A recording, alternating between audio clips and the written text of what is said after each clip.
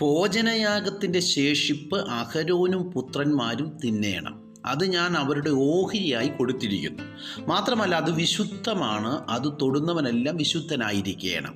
ആലയത്തിൽ ശുശ്രൂഷിക്കുന്ന പുരോഹിതന്മാർ ആലയം കൊണ്ട് ഉപജീവിക്കേണ്ടതിന് ദൈവം അഹരോനും പുത്രന്മാർക്കും തലമുറ തലമുറയായി കൊടുത്ത ശാശ്വത അവകാശമാണിതെന്ന് പഴയ നിയമം പറയുമ്പോൾ, പുതിയ നിയമം പറയുന്നത് ദൈവാലയ കർമ്മങ്ങൾ നടത്തുന്നവൻ ദൈവാലയം കൊണ്ട് ഉപജീവിക്കുന്നു എന്നും യാഗപീഠത്തിങ്കിൽ ശുശ്രൂഷ ചെയ്യുന്നവൻ യാഗപീഠത്തിലെ വഴിപാടുകളിൽ ഓഹരിക്കാറാകുന്നു എന്നും നിങ്ങൾ അറിയുന്നില്ലയോ?